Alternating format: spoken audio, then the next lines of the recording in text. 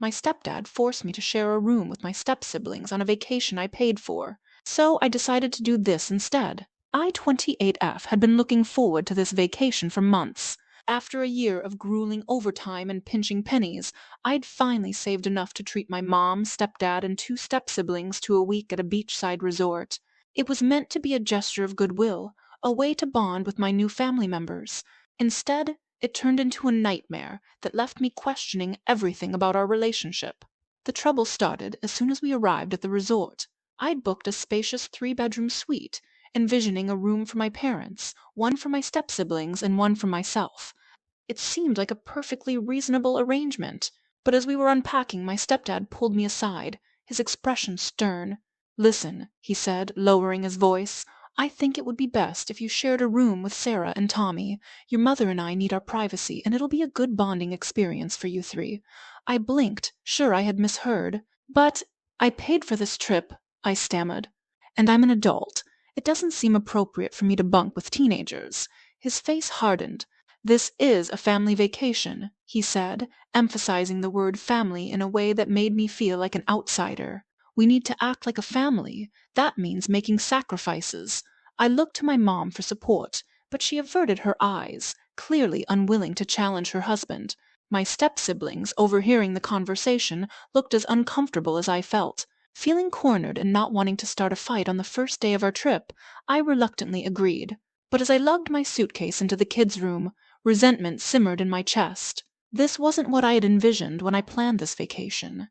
The first night was awkward, to say the least. My step-siblings and I tiptoed around each other, trying to carve out some semblance of privacy in the cramped space. I barely slept, acutely aware of every rustle and whisper in the unfamiliar room. The next morning, I tried to put on a brave face as we headed to the beach, but my stepdad's controlling behavior continued. He dictated our schedule, insisted on group activities, even when some of us wanted to do our own thing, and made snide comments about my lack of family spirit whenever I suggested splitting up. By the 3rd day, I was at my breaking point. As I watched my mom and stepdad lounging by the pool, cocktails in hand, while I was tasked with watching the kids, something inside me snapped. I made a decision right then and there. This was supposed to be my vacation too, and I was going to take it back. Quietly, I slipped away to the resort's front desk. "I'd like to book a single room for the remainder of my stay," I told the receptionist, my heart pounding but my resolve firm. The woman glanced at my existing reservation, her eyebrows rising slightly. "But you're already part of a suite booking," she said. "I know," I replied, forcing a smile.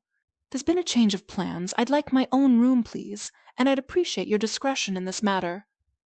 20 minutes and a swipe of my credit card later, I had a key to my own room on the other side of the resort. I felt a mixture of guilt and exhilaration as I quickly packed my things and moved them to my new accommodations. I left a note for my family, explaining that I needed some space and would meet up with them for dinner. Then, for the first time since we arrived, I took a deep breath and relaxed. The fallout, when it came, was explosive. My stepdad was livid, accusing me of ruining the family vacation and setting a bad example for the kids. My mom, torn between her husband and daughter, pleaded with me to reconsider. But I stood my ground. "I paid for this trip," I said firmly, "and I deserve to enjoy it too. I'm not a child, and I'm not going to be treated like one." To my surprise, my step-siblings seemed to understand. Sarah even whispered, "Good for you," when our parents weren't listening. For the rest of the week, I struck a balance between family time and much-needed solitude. I joined them for meals and some activities, but also took time for myself, reading on the beach, taking a spa day, and even making a few friends my own age at the resort. It wasn't the family bonding experience I had originally envisioned, but it was a turning point in our relationships. For the first time, I had set a clear boundary with my stepdad and stood up for myself. As we packed to leave, there was a tension in the air, but also a newfound respect. My stepdad, while still clearly annoyed, was treating me more like an adult than he ever had before. On the flight home, my mom sat next to me, her expression troubled. "I'm sorry," she said softly. "I should have stood up for you earlier. It's just It's been hard, trying to blend our families. I didn't want to rock the boat. I squeezed her hand, feeling a mix of love and frustration. I understand, Mom, but you can't keep sacrificing my feelings to keep the peace. We need to find a better way forward. She nodded, tears in her eyes. You're right. When we get home, we're going to have a family meeting. All of us. It's time we address some of these issues.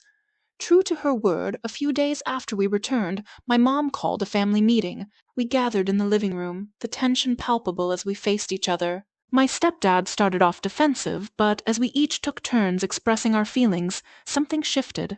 My step-siblings opened up about feeling caught in the middle, wanting to bond with me but also feeling pressured by their dad's expectations. I shared how excluded and disrespected I'd felt, not just on the vacation, but in the years since our families had merged.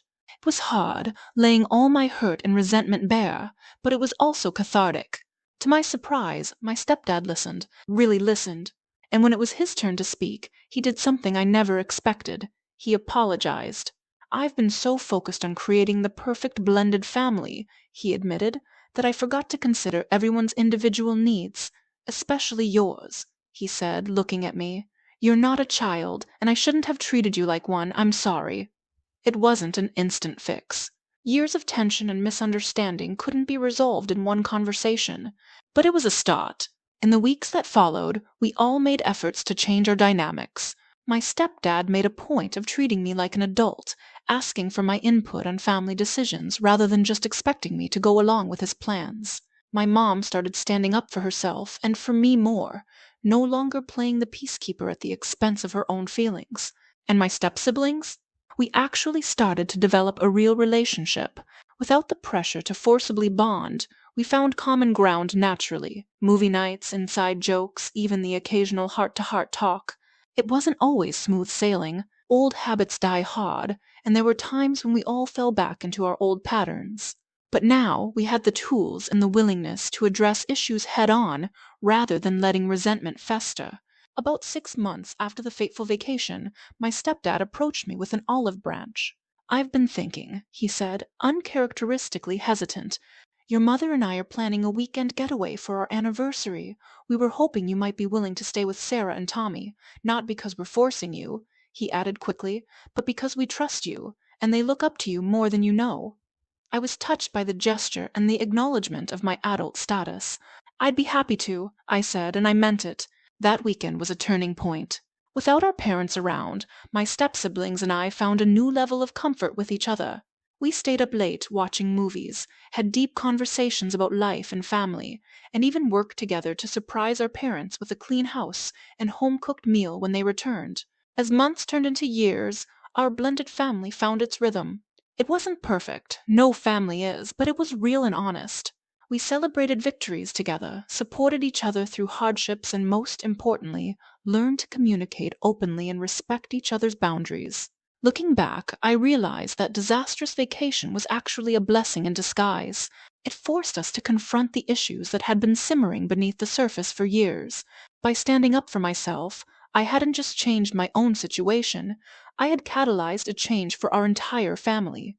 Now, as we plan our next family vacation, this time with input from everyone, I can't help but smile.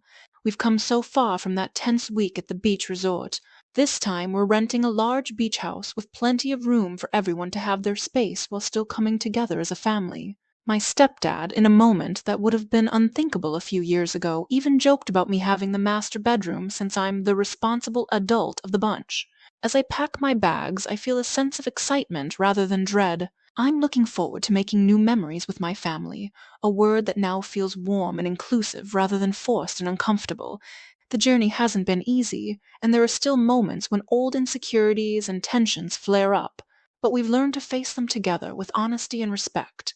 That difficult decision I made to book my own room on that ill-fated vacation wasn't just about asserting my independence. It was the first step towards building a truly blended family, one based on mutual respect, open communication, and genuine love. As I zip up my suitcase, my phone buzzes with a group text from my step-siblings. They're debating the merits of various beach activities and wanting my tie-breaking vote. I smile as I type my response, feeling a wave of affection for these people who have become so much more than just steps in my life. Tomorrow, We'll pile into cars and head to our beach house, a far cry from the tension-filled car ride of our last vacation. There will probably be squabbles over music choices and pit-stop frequency, but underlying it all will be a sense of unity and understanding that we've worked hard to achieve. This vacation, I know, won't be perfect, but it will be ours in all its messy, loving, blended glory.